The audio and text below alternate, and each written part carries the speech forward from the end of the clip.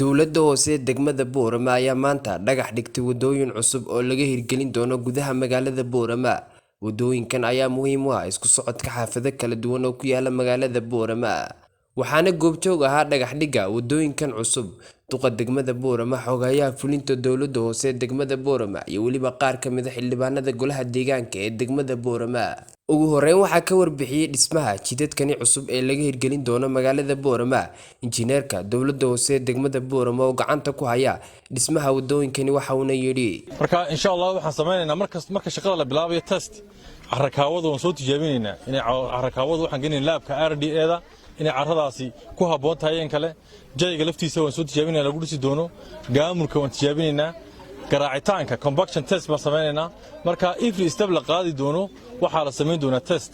kaasoo lagu fulin doono laabka RDA-da. sidoo kale waxaa halkaasi ka hadlay duqa degmada Boorama, xogayaha fulinta dowladda hoose degmada Boorama iyo waliba qaar ka mid ah xildhibaanada golaha deegaanka ee degmada Boorama waxayna yiraahdeen tii koobaad waxaan soo dhagax dhignay halkii maxaa la dhahay Siciid Goojo tanaba wadada labada Dhamuur Road sida injineerku sheegay oo wada 1 kiiloomitir ah runtii waxayna ka mid tahay mashaariicaha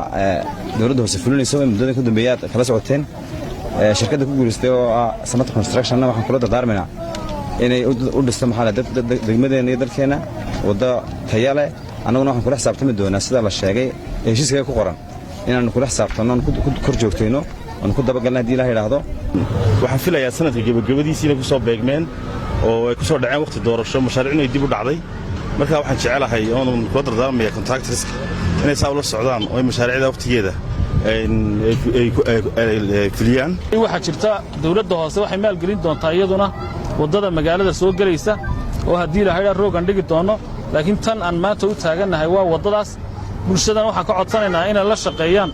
cidda qandaraaska ku guulaysatay. waxa kale oo aan ugu bishaaraynayaa bulshada reer Boorama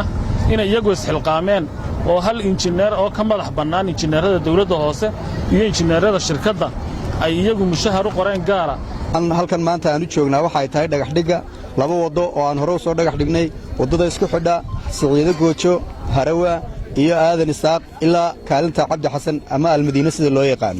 maantana halkan imika waxaan joognaa wadadii Dhamuug ilaa iyo Sheekh Cali isku xidhaysay wadadii mareysay. waxa kale oo sidoo kale aan u soconaa inaan iskuul dhagax dhigno mashaariicdu intan kuma koobna waa bilow weeyaan waa mas'uuliyadihii dawladda hoose ay dadweynuhu u soo doorteen oo meel fiican iyo xawaaro fiican ku bilownay. waxaan rajaynaynaa Ilaahay idinkii sidaa horeyba loo soo sheegay shirkadaha iyo ballamihii lagu galay in wadada lagu dhameystiro inay iyaguna u hoggaansamaan sharciga ku dhameeyaan. Abshakur Maxamed Ali 5TV Boorama.